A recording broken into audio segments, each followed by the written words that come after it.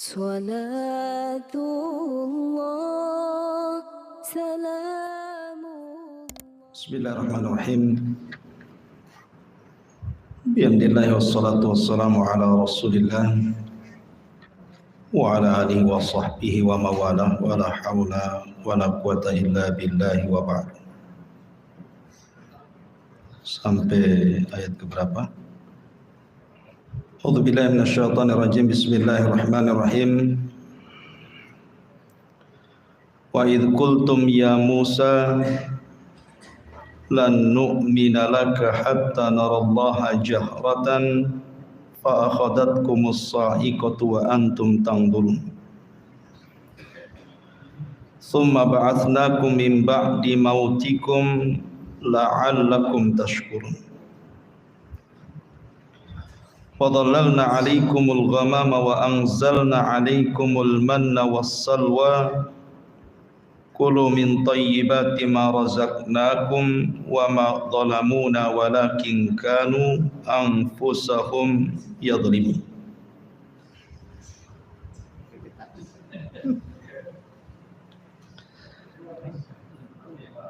Baik.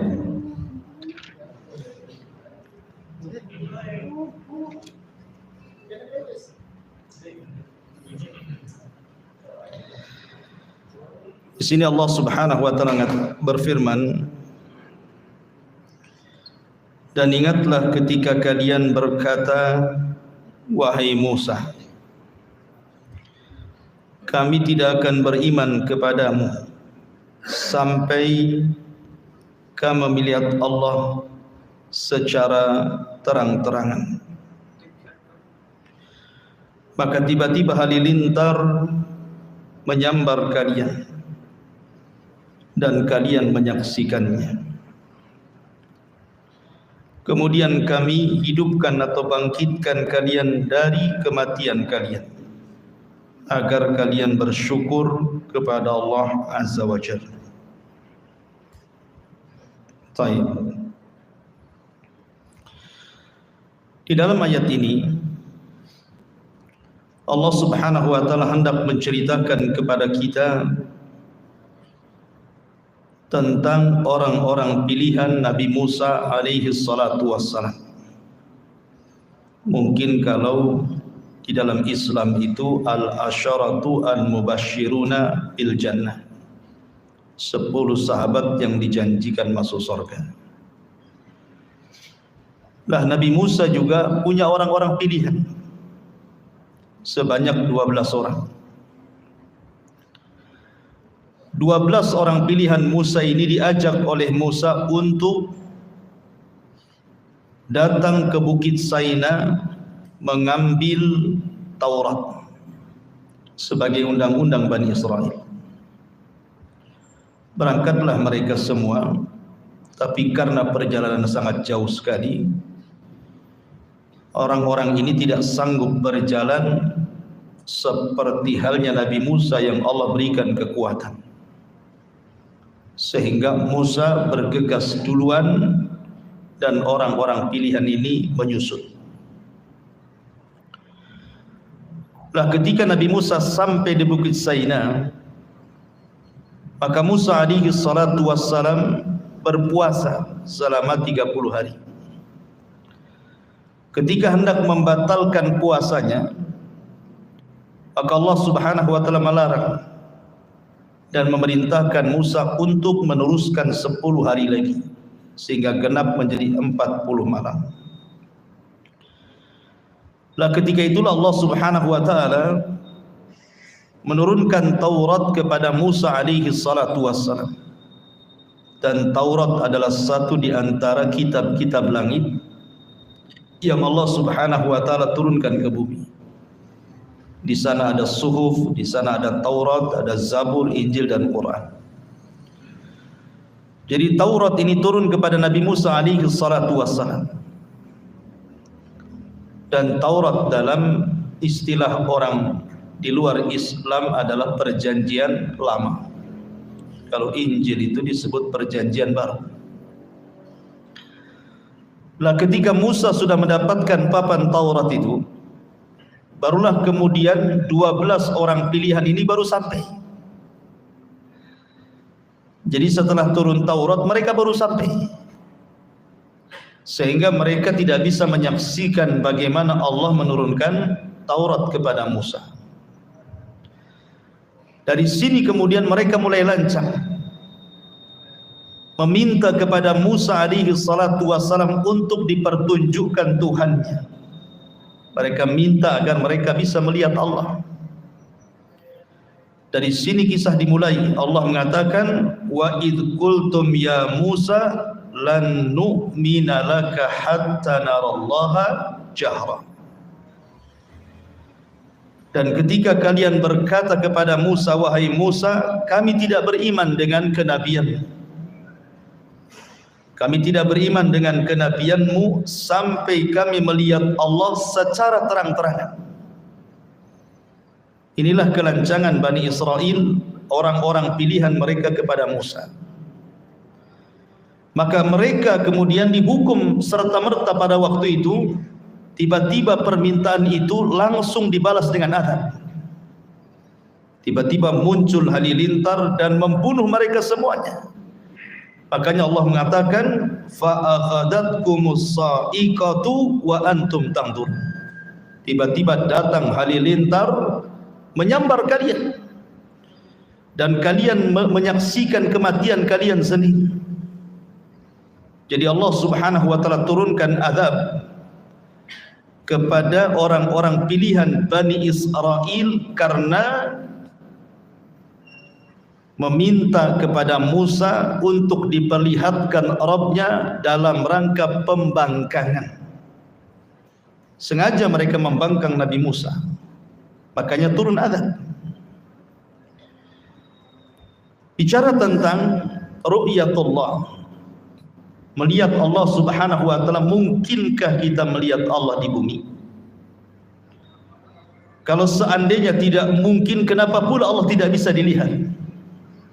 Dan kapan kita bisa melihat Allah? Ini pertanyaan-pertanyaan yang harus dijawab.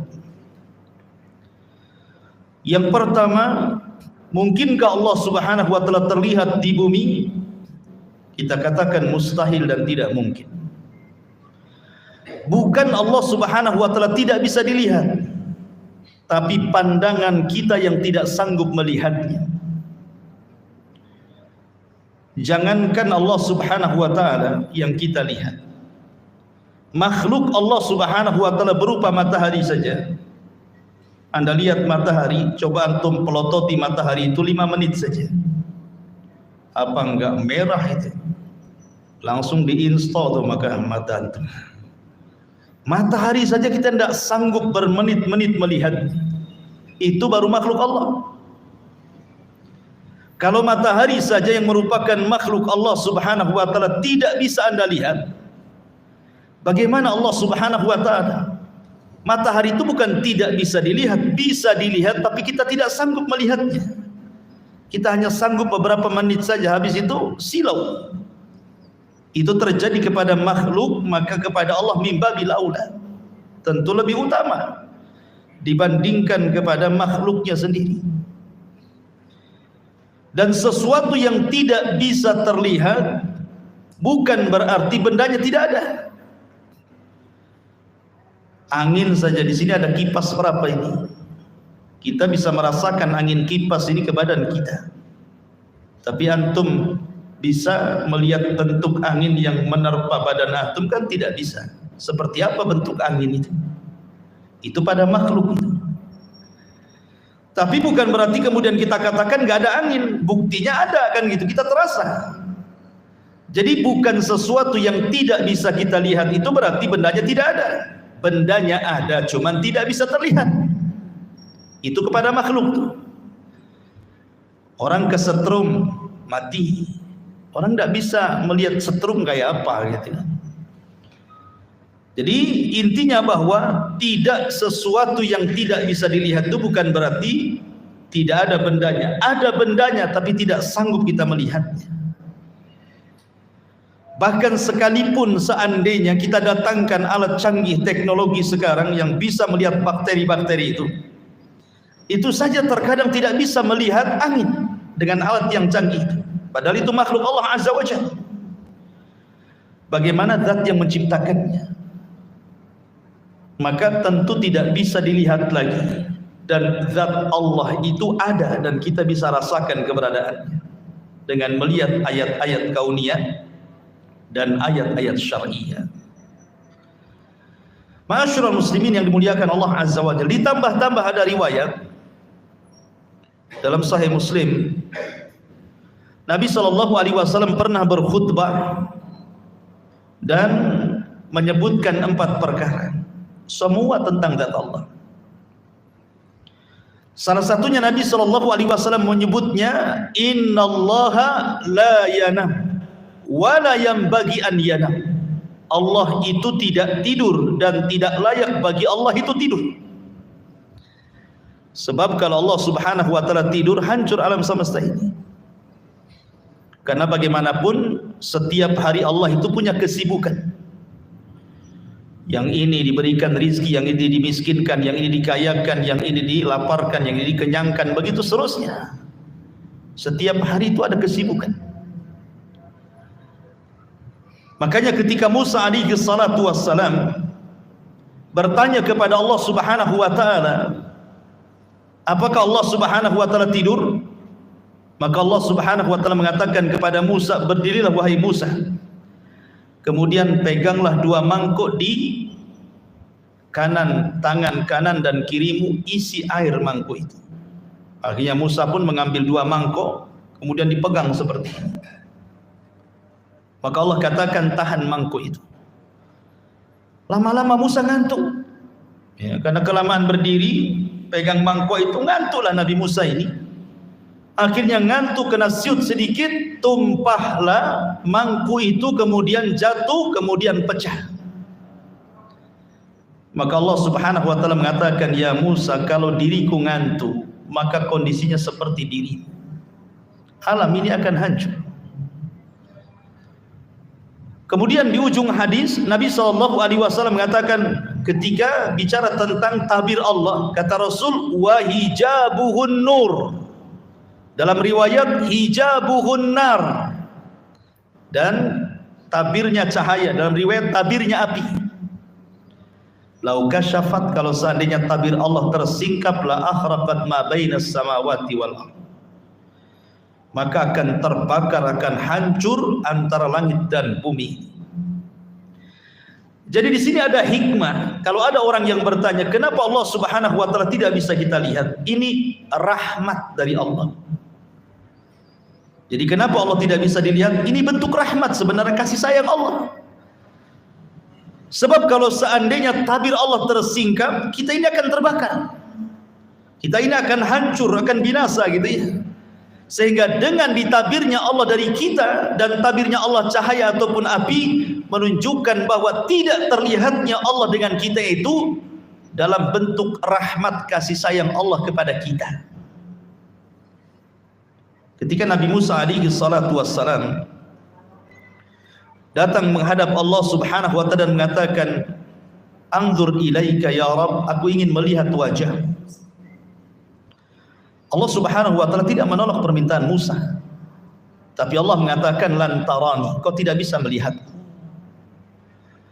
Kemudian sebagai bukti Allah tidak menolak permintaan Musa, bukan hanya mengatakan lan tarani, kau tidak bisa melihatku, tetapi kata Allah Azza wa Jalla, walakin dur ilal jabal, kau lihat gunung itu, gunung yang batu isinya itu, gunung Tursina itu, kau lihat gunung itu. Fa in istaqarra makana fa sawfa tarani, kalau gunung itu tidak bergeming dari tempatnya, tidak hancur, kalau aku tampakkan kepada gunung itu, engkau akan melihat aku. Apa yang terjadi? Allah berfirman dalam surah Al-A'raf, falamma tajalla rabbuhu lil jabali ja'alahu dakka wa sara Musa sa'iqa. Ketika Allah betul-betul menampakkan dirinya kepada gunung itu, apa yang terjadi? Hancur gunung itu. Gunung itu hancur. Jangankan Allah Subhanahu wa taala memperlihatkan dirinya kepada gunung, seandainya Quran saja turun kepada gunung ini, lau anzalna hadzal qur'ana ala jabalin la ra'aitahu khashi'an mutasaddian min khasyatillah. Mutasaddi, bisa belah gunung itu karena takutnya kepada Allah. Apalagi Allah menampakkan kepada gunung itu, hancurlah gunung itu. Maka gunung itu hancur, Musa kaget dengan ledakannya, kemudian Musa pun pingsan. Falamma afaqa, ketika Musa sadar, dia mengatakan, tubtu ilaika wa ana awwalul mu'min. Aku taubat ya Rabb, aku tidak akan meminta engkau melihat, aku melihat dirimu, dan aku orang yang pertama beriman kepadamu. Musa saja tidak sanggup melihat Allah gitu. Bahkan orang nomor satu, Sayyidul Anbiya'i wal Mursalin, pemimpinnya para nabi dan rasul, Rasul kita Muhammad sallallahu alaihi wasallam pernah dimi'rajkan sampai ke Sidratil Muntaha dan pernah berdialog dengan Allah tanpa penerjemah. Apakah Nabi sallallahu alaihi wasallam melihat Allah? Tidak. Ketika dilihat, hal ra'aita rabbaka ya Rasulullah, apakah engkau melihat Rabbmu ketika Lailatul Mi'raj, di malam kau dimi'rajkan ke Sidratil Muntaha? Maka Rasul mengatakan, tidak. Nurun inni ara, aku hanya melihat cahaya. Rasul hanya melihat tabirnya saja. Wajah Allah tidak bisa dilihat. Karena sekali lagi bahwa pertanyaan kenapa Allah Subhanahu wa taala tidak bisa kita lihat, itu sebagai rahmat bagi kita. Kalau seandainya Allah tersingkap, hancur kita semuanya. Itu kasih sayang Allah Azza wa Jalla. Alhamdulillah. Ya, nikmat dari Allah Subhanahu wa taala. Tapi kapan Allah terlihat? Menurut akidah Ahlussunnah wal Jamaah, bahwa Allah Subhanahu wa taala terlihat itu nanti di sorga. Dan ru'yatullah, bahwa seorang mukmin akan melihat Allah di sorga, itu nikmat terbesar yang pernah Allah anugerahkan di sorga. Jadi nikmat terbesar di sorga itu kita akan mendengar ucapan Allah langsung, kita akan didekatkan di sisi Allah Subhanahu wa taala langsung, dan kita bisa melihat wajah Allah secara langsung. Itulah 3 nikmat terbesar di sorga. Didekatkan, mendengar kalamnya, dan melihat wajahnya. Sehingga Allah Subhanahu wa taala disabdakan oleh Nabi sallallahu alaihi wasallam, innakum satarawna rabbakum kama tarawna lailata badri tamami la tudahuna syai'an. Kata Rasul, kalian kelak di sorga akan melihat Rabb kalian seperti kalian melihat purnama, tidak berdesak-desakan sedikit pun. Bukan Allah seperti bulan, tidak. Di sini tasbihnya tasbih ru'ya. Sebagaimana kita melihat bulan tidak berdesak-desakan, nah, begitu juga melihat Allah maksudnya. Bukan Allah seperti bulan, bukan begitu. Ya. Tapi di sini bagaimana Nabi SAW menyabdakan kepada kita, di antara ziyadatun nikmat, dan itu senikmat-nikmatnya kenikmatan sorga, adalah ru'yatullah, bahwa Allah Subhanahu wa taala dapat terlihat di sorga, tapi di dunia tidak. Anda tidak bisa melihat Allah. Makanya kalau ada orang yang mengaku melihat Allah, dustakan walaupun dalam mimpi. Dustakan. Allah tidak mungkin dilihat. La fi yaqadhah wala fil manam. Baik ketika tersadar ataupun tertidur. Karena akidah Ahlussunnah tidak mungkin Allah terlihat di dunia. Titik. Tidak ada koma lagi. Ya, tidak terlihat di dunia. Karena itu bentuk rahmat Allah kepada kita. Kalau Nabi saja tidak bisa melihat, apalagi kita. Makanya kalau seandainya ada orang mengaku mampu melihat Allah, dustakan itu. Yang dilihat bukan Allah. Bisa saja syaitan, bisa saja jin gitu ya. Sebagaimana yang sering saya jelaskan, pernah terjadi di Batam ini orang yang mengaku mampu melihat Allah Subhanahu wa taala, dustakan, dia sedang menipu. Ya, dia sedang menipu karena akan bertentangan dengan nas Al-Qur'an dan hadis Nabi sallallahu alaihi wasallam. Kemudian Allah Subhanahu wa taala mengatakan, "Tsumma ba'atsnakum min ba'di mautikum la'allakum tashkurun." Ketika 12 Bani Israil sudah mati di Sambar Halilintar nih, maka Allah ingin tunjukkan kuasanya kepada mereka. Tsumma ba'atsnakum, kemudian kami bangkitkan kalian. Min ba'di mautikum, setelah kematian kalian, la'allakum tashkurun, agar kalian bersyukur. Dan ini dalil bahwa Allah Subhanahu wa taala kuasa untuk membangkitkan manusia pada hari kebangkitan. Di dunia saja Allah bisa membangkitkan orang mati. Apalagi kelak pada hari tiupan sangkakala yang kedua, maka Allah lebih qadir, lebih sanggup lagi menghidupkan setelah kematian. Karena dahulu di zaman permulaan dakwah Rasul, orang-orang jahiliyah itu mengingkari adanya berbangkit. Mereka mengingkari, enggak mungkin lagi tadi bangkitkan. Innama wa ma nuhli wa ma yuhlikuna illa dahr. Yang menghancurkan kami ini waktu. Tidak mungkin orang itu akan dibangkitkan lagi. Yang disebut dengan kelompok Dahriyah itu, yang sekarang disebut dengan ateis gitu kan. Mereka mengingkari adanya kebangkitan. Di sini Allah Subhanahu wa taala mengatakan tsumma ba'atsnakum, kemudian kami bangkitkan kalian. Maksudnya di dunia, bukan di akhirat. Dan kisah Allah membangkitkan dari kematian di dunia ini dalam surah Al-Baqarah saja banyak.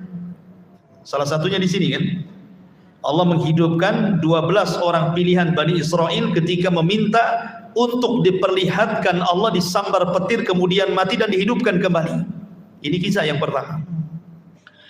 Kemudian kisah yang kedua, kisah Al-Baqarah sendiri. Kisah Al-Baqarah, kisah sapi betina. Ketika ada orang kaya mati, kemudian Bani Israel datang kepada Musa supaya diberitahu siapa pembunuhnya. Maka Musa mengatakan sembelilah seekor sapi betina, tapi karena mereka banyak cincong, banyak ngomong, banyak tanya, dipersulitlah mereka untuk mencari sapi betina. Tapi di ujung cerita mereka bisa membeli sapi itu walaupun dengan susah payah. Kemudian Musa memukulkan sebagian dari badan sapi itu, hidup lagi orang kaya ini. Kemudian Musa bertanya, man qatilu, siapa pembunuh? Kemudian orang ini lirik, tuh yang bunuh saya. Habis itu mati lagi. Ya, jadi ini kisah yang kedua. Kisah yang ketiga, kisah Nabi Uzair. Uzair tidak diwafatkan. Uzair itu cuma ditidurkan 1 abad. Ditidurkan 100 tahun. Pembahasannya bukan di Uzairnya, bukan, tetapi di keledainya. Dia kan bawa keledai, kemudian bawa makanan dan minuman. Makanan dan minumannya tidak berubah sama sekali. Padahal sudah 100 tahun tuh. Tidak berubah sama sekali, minumannya yang nggak basi, makanan yang nggak basi gitu ya. Masalahnya keledainya sudah mati. Jadi keledainya itu sudah hilang, sudah tinggal tulang belulang saja, daging kulitnya entah kemana gitu. Namanya keledai diikat, sementara Uzair tidur 100 tahun. Siapa yang ngasih makan, matilah kan itu. Nah, coba kalau antum tidak percaya, ikat kambing 100 tahun, jangan kasih makan. Nanti tinggal tulang-tulangnya saja kan gitu.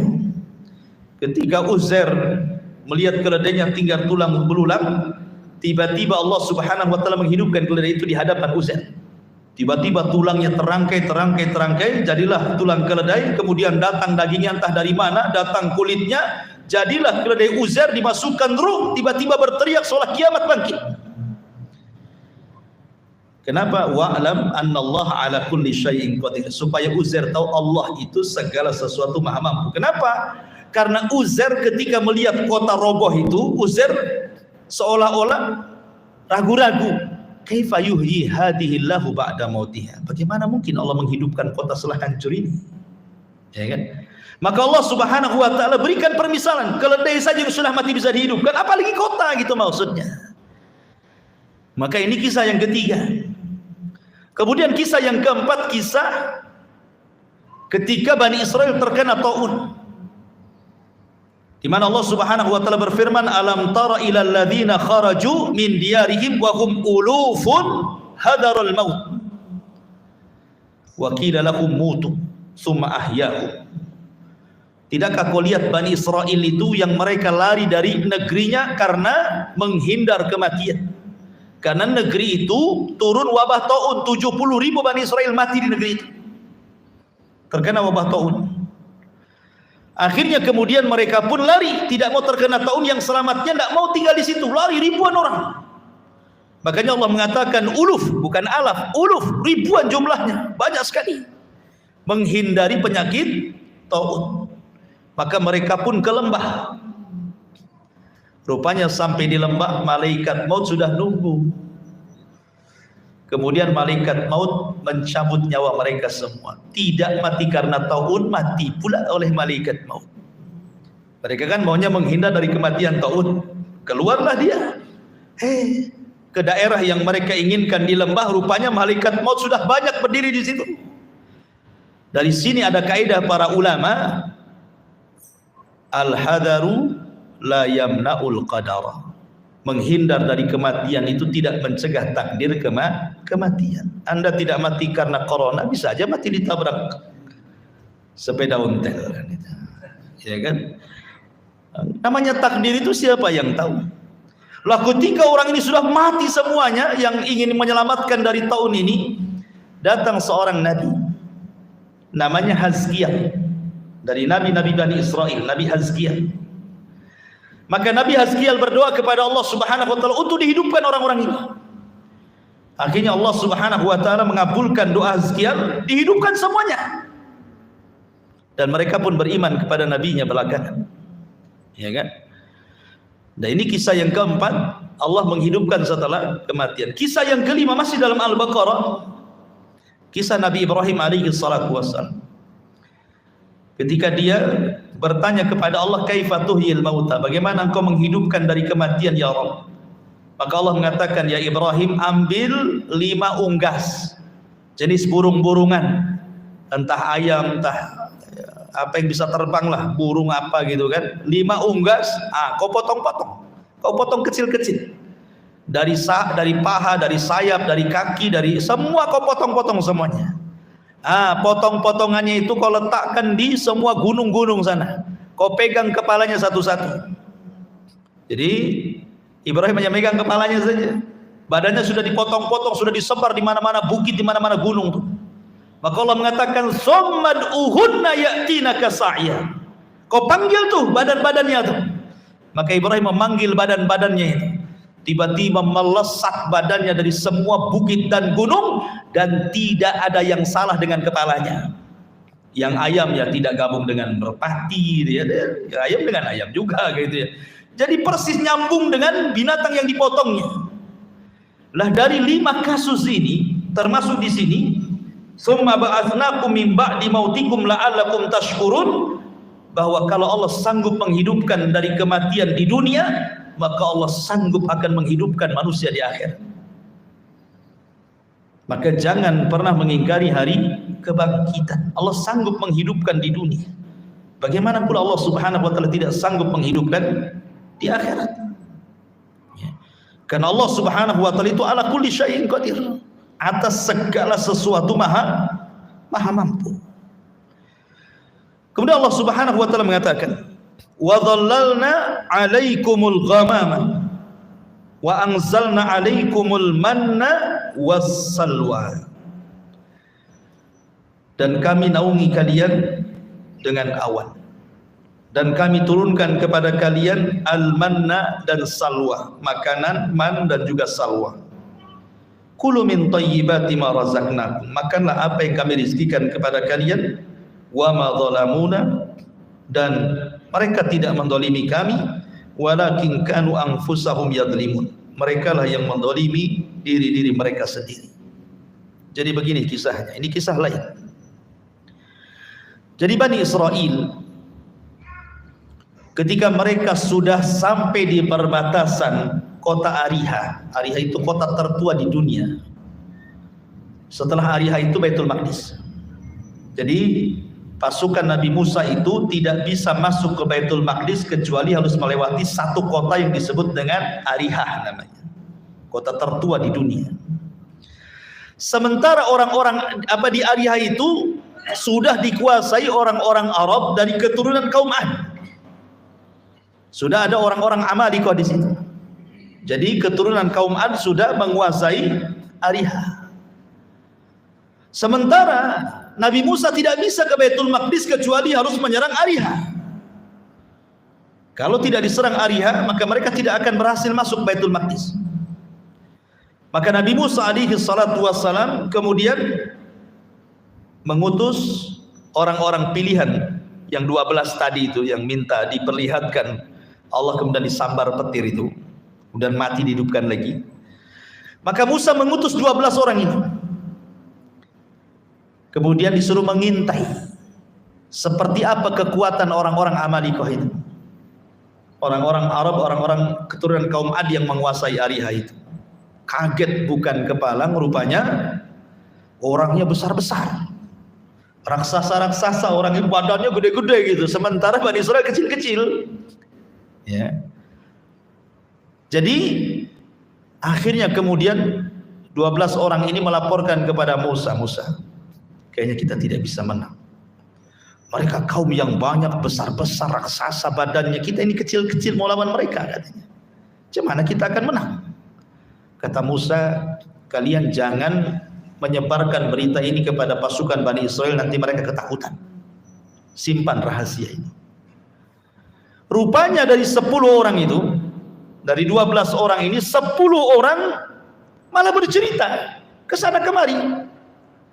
Akhirnya ketakutanlah pasukan ini. Yang 2 orang ini yang tidak bercerita, salah satunya adalah Yusha ibn Nun, dan satunya saya lupa namanya.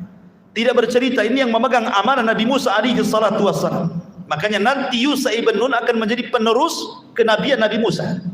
Karena dia orang yang dipercaya Musa dan pemegang amanah. Tapi yang 10 orang pilihan ini cerita ke orang-orang.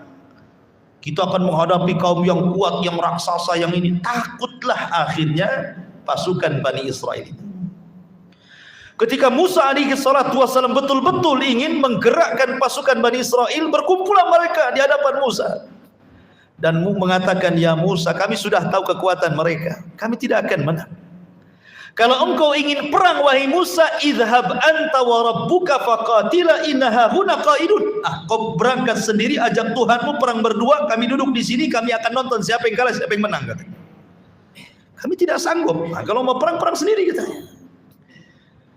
Dari sebab itulah maka Allah Subhanahu wa taala turunkan azab kepada mereka berupa mereka diletakkan di bumi itu, mereka tidak bisa keluar karena mereka tidak mau diajak jihad, tidak mau membebaskan Baitul Maqdis, tidak mau melawan orang-orang Amalikoh yang menguasai Ariha.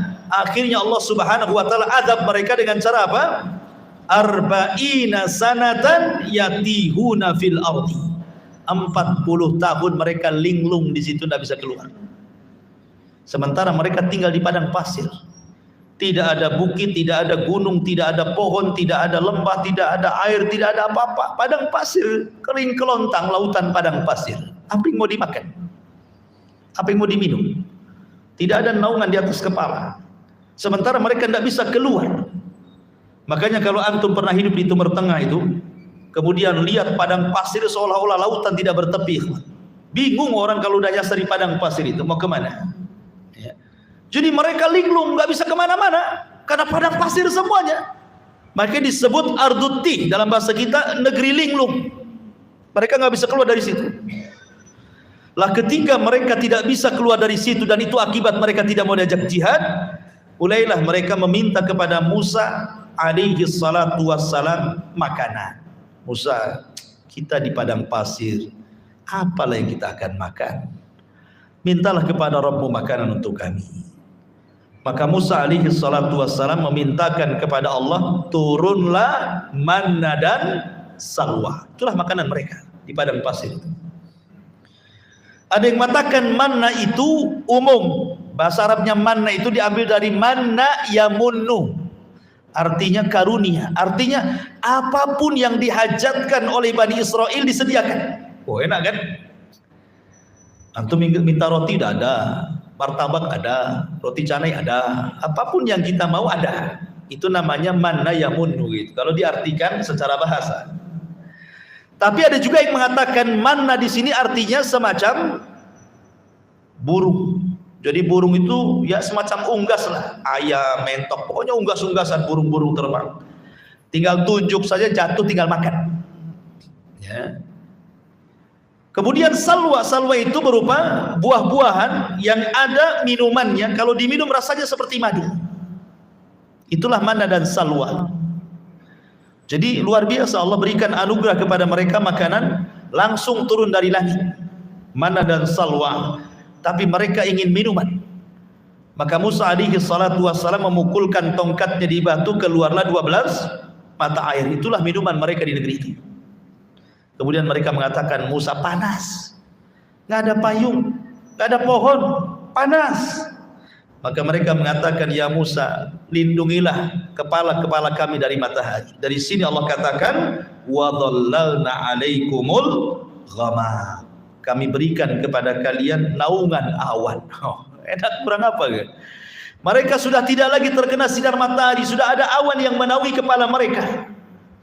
Sudah ada makanan mana dan salwa, sudah ada minuman mata air. Kurang apa? Itu nikmat dari Allah Subhanahu wa taala. Sehingga Allah mengatakan, kulu min thayyibati ma razaqnakum, tinggal makan kalian dari yang baik-baik yang kami rizkikan kepada kalian. Wa ma dhalamuna walakin kanu anfusahum yadhlimun. Mereka tidak mendolimi kami, tapi mereka mendolimi mereka sendiri. Kenapa? Karena mulai kurang ajar kepada Musa alaihi salatu wassalam. Apa kurang ajarnya? Wa idh qulna dkhulu hadhil qaryah. Ya. Dan ketika mereka masuk ke sebuah negeri, ini diantara bagaimana Bani Israel ini kisah lain lagi ya, kisah lain. Tetapi nanti kisah yang nyambung dengan kisah Al-Baqarah 57 ini adalah Al-Baqarah 61. Itu nyambung tuh ayatnya nanti kisahnya itu. Jadi antara ayat 57 ke 61, itu nyambung. Nah, kita baca 61-nya baru kita naik ke atas. Wa id qultum ya Musa lan nasbiru ala ta'ami wahid. Wahai Musa, kami nampaknya bosan dimakan manna, makan salwa, makan daging burung, daging mentok, daging ayam. Bosan kan? Ya. Kami pengen lalap-lalapan. Ya, minta lalapan orang ini. Ya. Dikasih daging-dagingan, dikasih buah-buahan yang lezat, salwa. Mereka mengatakan apa? Lan nasbiru ala ta'ami wahid. Kami tidak sabar, ini aja yang kita makan. Padahal mereka itu makan lo tidak nyari. Bukan mereka bekerja dulu nyari uang, kemudian dibelikan beras, dimasak. Enggak. Waktunya makan pagi sudah ada, waktunya makan siang sudah ada, waktunya makan sore sudah ada, waktunya makan malam sudah ada. Kurang apa enaknya itu? Tidak dituntut kerja, tidak dituntut apa, tinggal makan saja. Tapi mereka kaum yang tidak bersyukur. Mereka mengatakan, lan nasbiru ala ta'ami wahid. Bosan kami dengan satu makanan ini. Fad'u lana rabbaka yukhrij lana mimma tumbitul ardh. Cobalah kau berdoa kepada Rabb, wahai Musa, keluarkanlah sayur-sayuran dari bumi ini, mim baqliha wa qithaiha wa fumiha wa adasiha wa basaliha. Bayangkan dari bawang-bawangan, ya kan?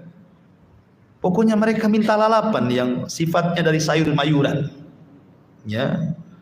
Mimbakliha dari sayur-mayuran, wa qithaiha wa dari kacang-kacangan, wa adasi wa basaliha dari bawang-bawangan. Bayangkan. Maka Musa mengatakan, atastabdiluna alladhi huwa adna billadhi huwa khair. Engkau memilih yang rendah pada Allah sudah kasih yang lebih baik. Allah kasih terbaik makanan ini karena Allah sendiri yang nurunkan dari langit. Kalian minta pula yang rendah. Kalau itu yang kalian minta, Musa mengatakan, ihbitu Misra. Itu di mana kota ada yang seperti itu, di mana desa ada, itu tinggal tanam tumbuh. Tapi makanan yang kalian makan gak ada di bumi ini, karena ini makanan dari langit masalahnya. Jadi Musa mengingatkan nikmat itu kepada Bani Israel. Tetapi apa yang terjadi? Wa dzuribat alaihimudz dzillah. Akhirnya mereka mengalami kehinaan, wal maskanah, kemiskinan lagi, wa ba'u bi ghadabi minallah, dan mereka harus menanggung murka Allah Subhanahu wa taala. Akhirnya manna dan salwa itu hilang. Kemudian air juga mulai kering.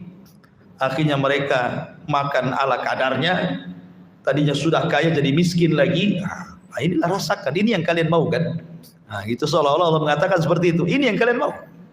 Sudah Allah anugerahkan makanan enak, ini yang kalian mau makan nih. Maka Allah datangkan kemurkaan kepada mereka. Kenapa? Dzalika bi annahum kanu yakfuruna bi ayatillah, karena mereka kufur dengan ayat-ayat Allah, wa yaqtuluna an-nabiyyina bighairil haqq, karena membunuh para nabi dengan tanpa ada hak yang dibenarkan. Dzalika bima asaw wa kanu ya'tadun, karena mereka bermaksiat dan mereka melampaui batas. Baik. Kemudian Allah Subhanahu wa taala melanjutkan kisahnya. Wa id qulna dkhulu hadhil qaryata faqulu minha haitsu syi'tum ragada wadkhulul baba sujjadan wa qulu hittatun naghfir lakum khotoyakum wa sanazidul muhsinin. Jadi ceritanya begini. Nabi Musa hidup selama 40 tahun di negeri linglung. Begitu juga Harun alaihi salam. Tapi Allah takdirkan keduanya wafat.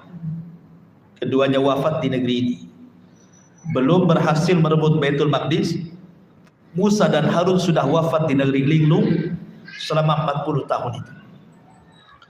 Akhirnya generasi para pengecut itu sudah mati juga. Datanglah anak-anak mereka. Lah anak-anak mereka ini akhirnya dididik oleh Yusha ibn Nun untuk menjadi para pemberani. Dan setelah kematian Musa, Bani Israel menyesal.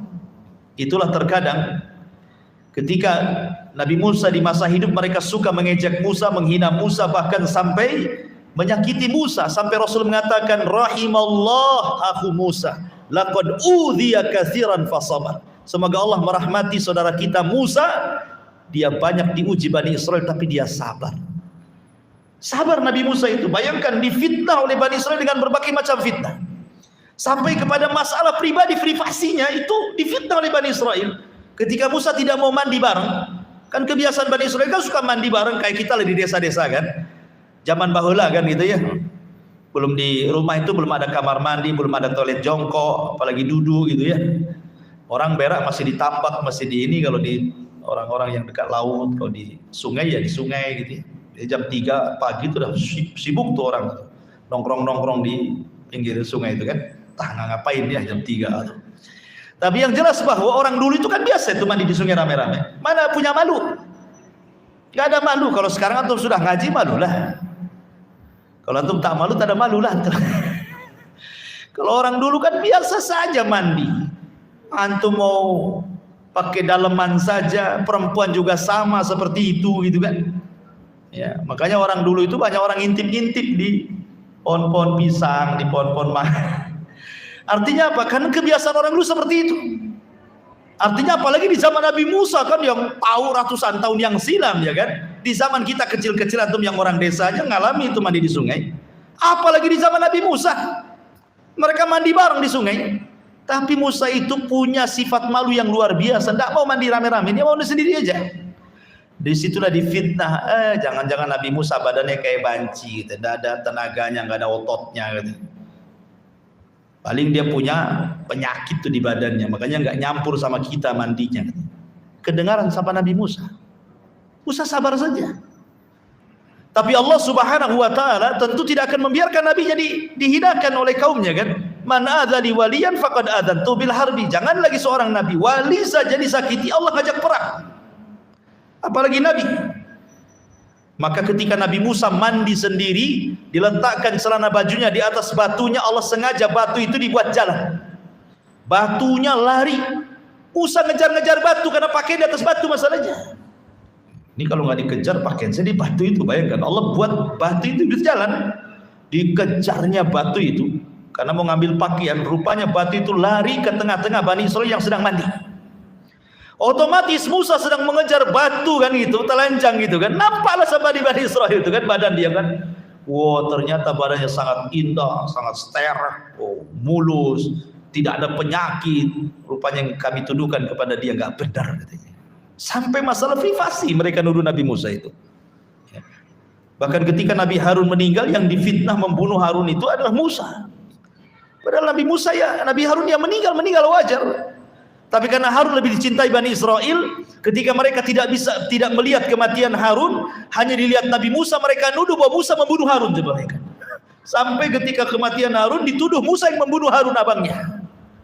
Makanya wajar kalau Rasul mengatakan rahimallah akhu Musa laqad udhiya katsiran fasabar. Sungguh Allah rahmati saudara kita Musa, dia banyak diuji Allah tetapi dia sabar. Ya kan? Lah akhirnya kemudian ketika azan ya, saya kira sampai di sini, udah ada manfaatnya, kita lanjutkan minggu depan. Subhanaka bihamdika asyhadu an la ilaha illa anta astaghfiruka wa atubu ilaik.